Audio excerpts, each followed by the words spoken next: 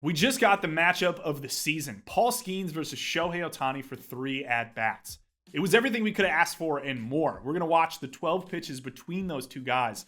But the reason I love this matchup so much is that it gets into 2 more granular concepts related to the batter versus pitcher matchup universe.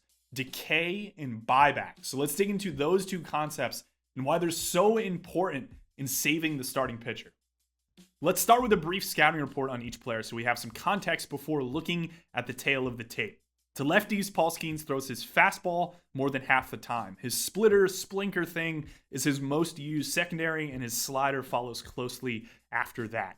He'll occasionally throw curveballs and changeups as well to lefties, more so when he's ahead in the count than when he's behind. It's important to point out that Skenes throws his fastball less in early count situations than he does in 2-strike situations.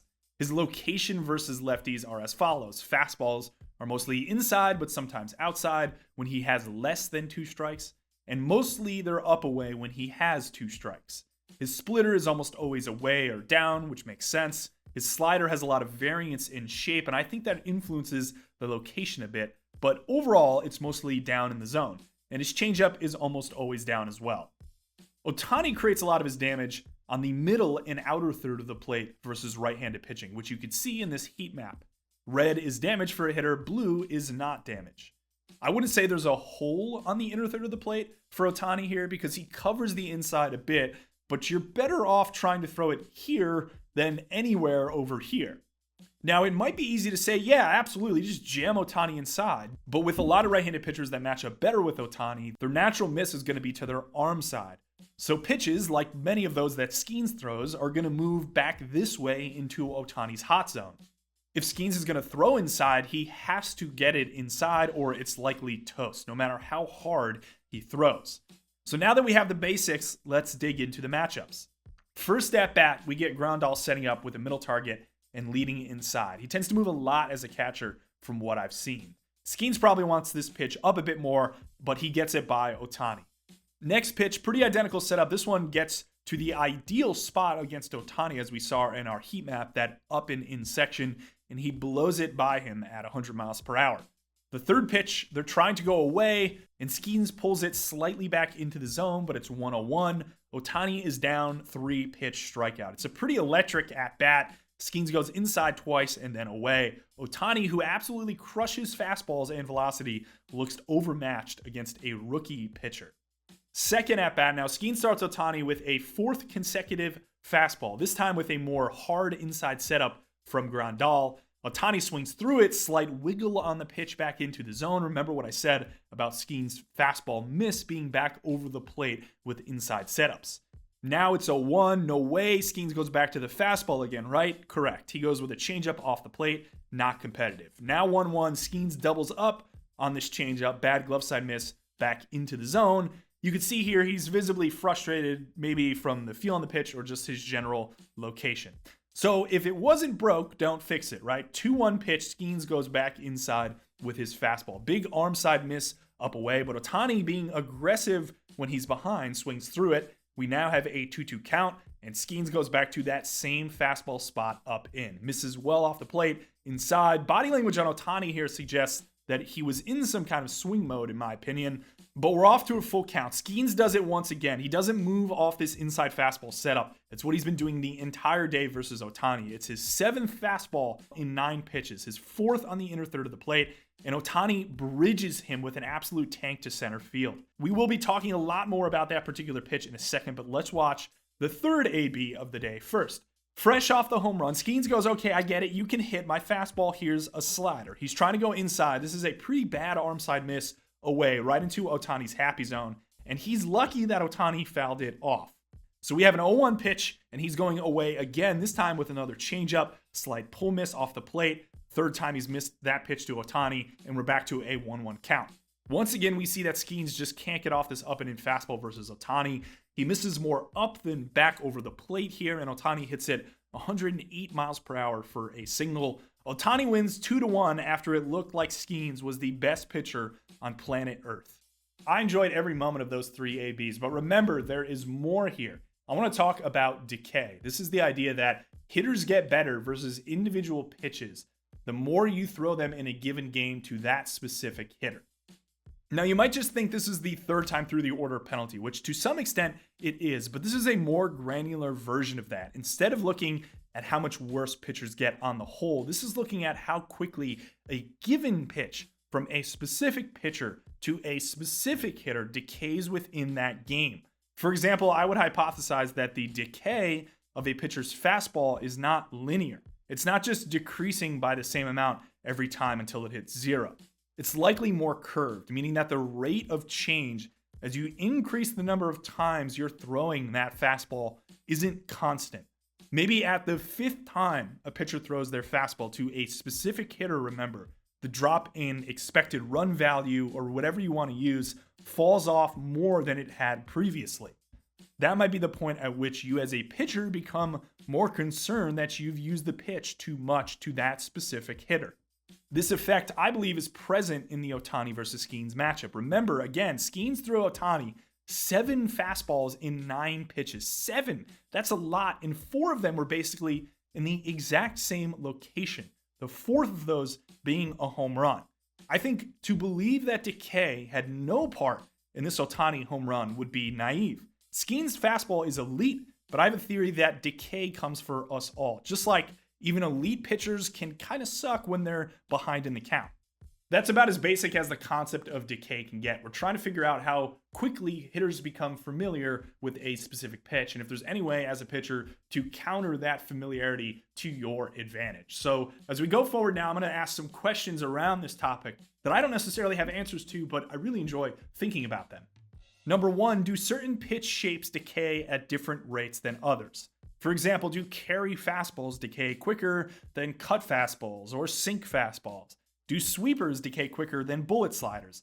And should this have some influence over what subtype a pitcher throws or what teams should lean into in terms of valuing starting pitchers specifically?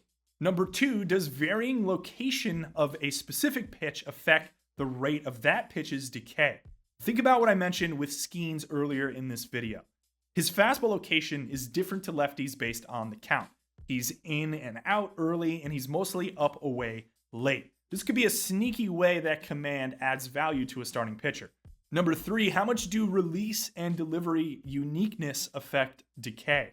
This might already be baked into a stuff model to some extent, but if I have a release, as in a super high release or a super low release, does it help shield me from quicker rates of decay on my specific pitch relative to everyone else who maybe isn't as unique? Number 4, and this is a weird one, does pitch-to-pitch decay even matter? Or is it more just an at-bat to at-bat thing? Is there something that happens from a learning and digestion perspective for hitters between at-bats that allows them to understand the pitch they saw better for that next at-bat, as opposed to that learning occurring within the at-bat itself?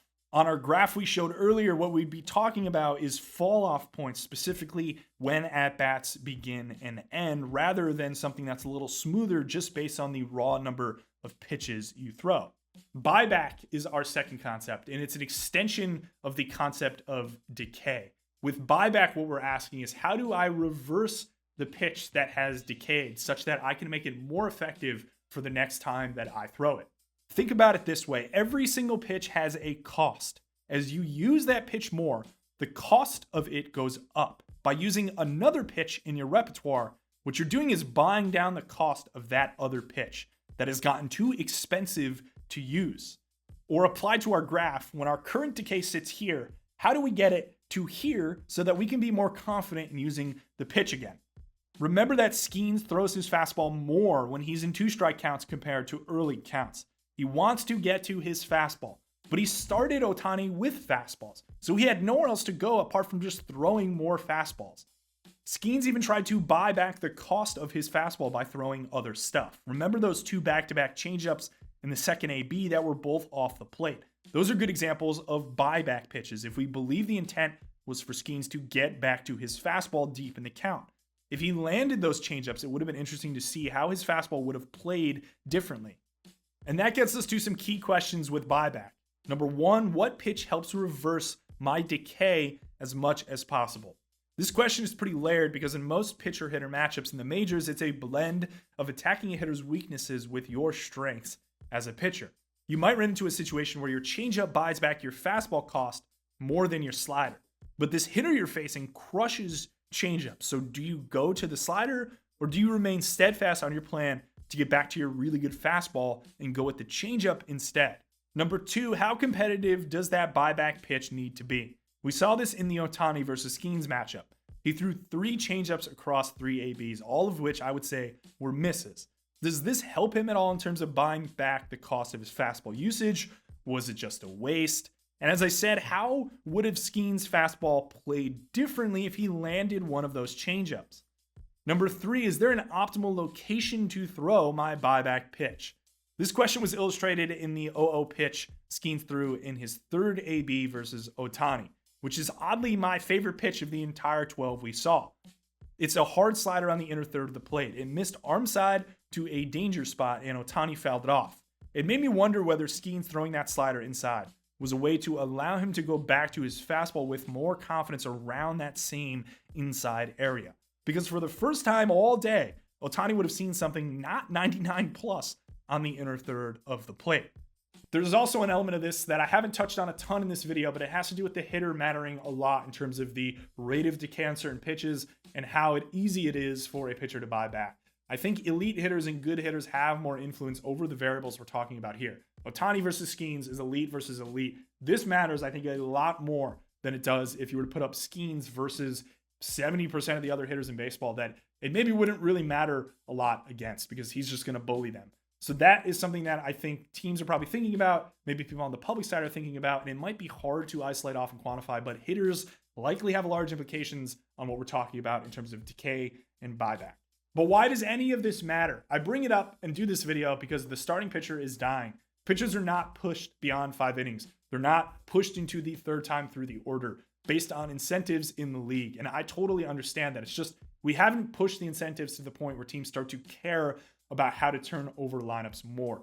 But if we get to a point of a double hook where the starting pitcher is tied to a DH, perhaps that incentive shifts a bit and teams start to care more about pitcher-hitter interactions and how to push pitchers deep into games and still have them be relatively successful.